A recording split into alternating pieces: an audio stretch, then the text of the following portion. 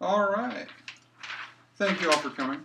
Hello, my name is Chris, and today I'm going to be talking to you about traveling to Rome. It's an important spring break destination all around the world because, well, everyone wants to go.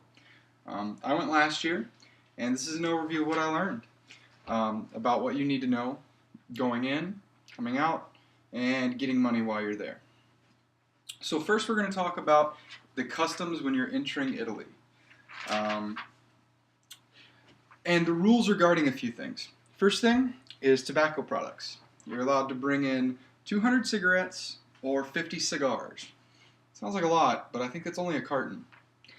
Alcoholic beverages, you're allowed to bring 1 liter of hard alcohol, or 4 liters of wine, or 16 liters of beer. Let's be honest, if you're going on spring break, you probably don't need to bring your own beer. You're also allowed to bring any medicine that you need personally. I would highly advise you have a prescription for it. Although a bottle of aspirin I don't think is going to get confiscated unless it has codeine, in which case I'm not really sure you got it in the U.S. because it's not legal to have that here. Next we're going to talk about exiting Italy.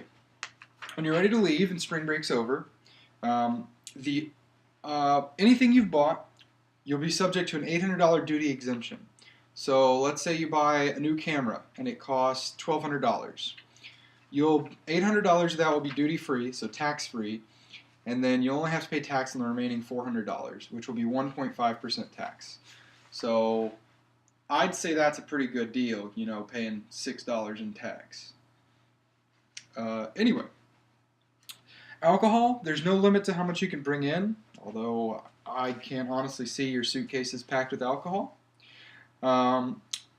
You only have to pay a duty of 1.5% after the first liter of alcohol, and you cannot bring real absinthe back to the United States.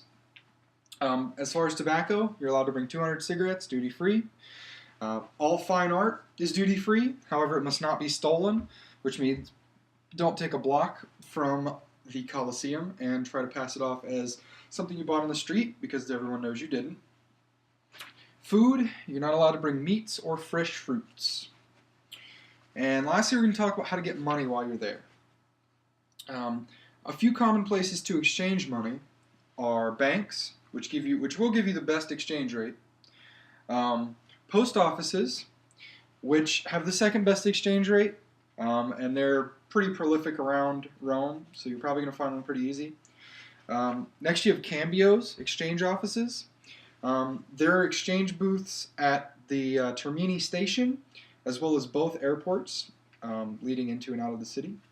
But these have really bad rates, and you should really try to avoid them because they pretty much exist solely to take tourists' money.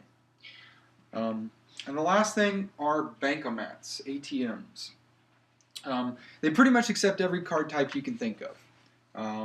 I don't see American Express or Discover listed anywhere, but from my personal experience, everybody took everything.